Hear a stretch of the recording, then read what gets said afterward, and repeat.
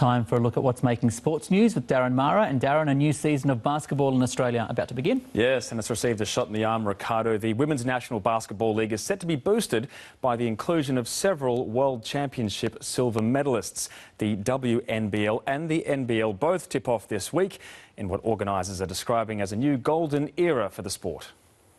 A hard-earned silver medal for Australia. Now 9 opals are set to light up the Women's National League.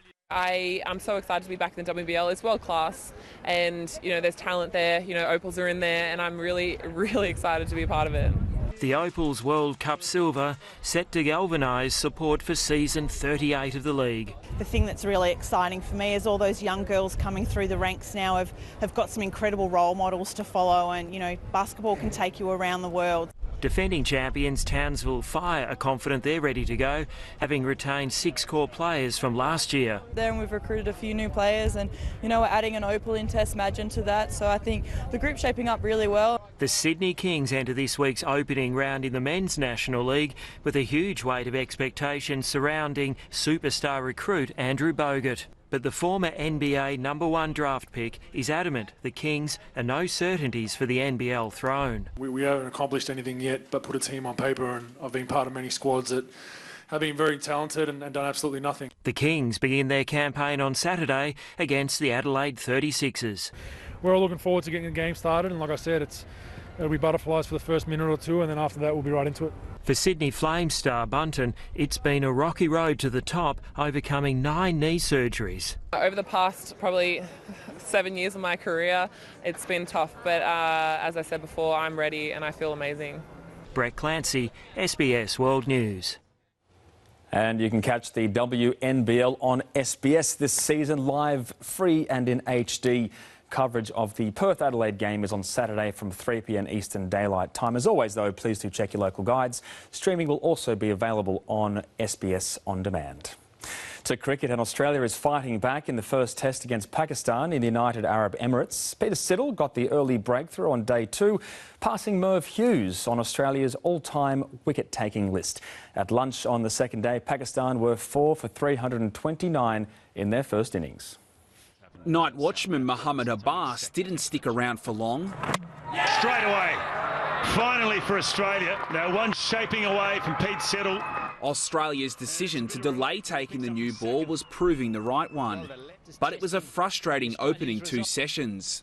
For the first time in 18 years, Australia failed to take a wicket in the first 60 overs of an innings when bowling first. Nathan Lyon providing the breakthrough. Could be out. Fellow veteran Peter Siddle then dismissed Mohammed Hafiz on 126. It was Siddle's first test wicket in almost 2 years. I've done a lot of bowling over the years with spinners, and especially Nath, so to dig in and bowl a long spell with him and have the impact that we did, I think at that time, was very crucial for the team. John Holland continued the momentum in just his 3rd test match. He's got him! He's got him! Azza has thrown it away. Adrian Archuli, SBS World News. To rugby league, and Luke Keary continues to go from strength to strength. He'll make his Kangaroos debut against New Zealand on Saturday, replacing Cameron Munster, who has withdrawn from the squad. Keary won the Clive Churchill medal in last week's grand final win, though he says he isn't expecting to become Australia's permanent 5/8 anytime soon. All I can do is play the best footy I can, this weekend, and then see what happens for the week after. Australia's women's team, the Jillaroos, have suffered a setback ahead of their clash with New Zealand. Captain Sam Bremner has been ruled out with a toe injury. And the London Broncos have earned promotion to the English Super League with a 4-2 win over the Toronto Wolfpack. Jared Samet kicked 2 penalty goals in the trialist game. The match is labelled the £1 million game due to the money the club will receive from playing in the top flight. To football, and the Matildas say they've learnt a number of lessons from Saturday morning's defeat to France. Australia's youthful squad will look to bounce back against England on Wednesday morning. With the main starters being away, I think all of us getting a regular game time and getting that experience under our belts, I suppose it gives us a lot more experience for the depth of our squad. And of course, you can see the Matildas clash with the world's third-ranked side live on SBS. Our telecast begins at 4:30 a.m. Eastern Daylight Time. Well, three teams are still unbeaten after 8 weeks of the Premier League season for just the second time in the competition's history. Chelsea, Manchester City and Liverpool have accumulated 20 out of a possible 24 points. Arsenal thrashed Fulham at Craven Cottage and sit in fourth. Well, City had a golden chance to move into the outright lead ahead of its title rivals, but Riyad Mahrez missed a penalty in the dying minutes at Anfield, leaving Pep Guardiola's side to settle for a point against Liverpool.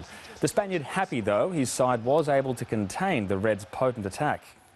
They are I'm pretty sure the best team in the world running these transitions, offensive, defensively. They are not a team better than the world. If somebody would have told me after 8 match days you have 20 points, I would say with pretty much each fixture list I would have said yes. With that fixture list I would have said I buy it. While Eden Hazard produced another standout display for Chelsea, the Belgians scored the opener against Southampton before setting up Alvaro Morata for the final goal. And Arsenal made it 9 straight wins in all competitions with a 5-1 win over Fulham. And John Terry has called time on his 23-year career. The former England and Chelsea captain won 5 Premier League titles and the Champions League in 2012. Staying abroad, and the first gold medal of the 2018 Youth Olympic Games has been awarded to Russian shooter Grigory Shamakov. He won the 10-metre air rifle event. Australian Alex Hoberg was 5th. Russia leads the medal count with 4 gold and 1 silver after the first day of competition.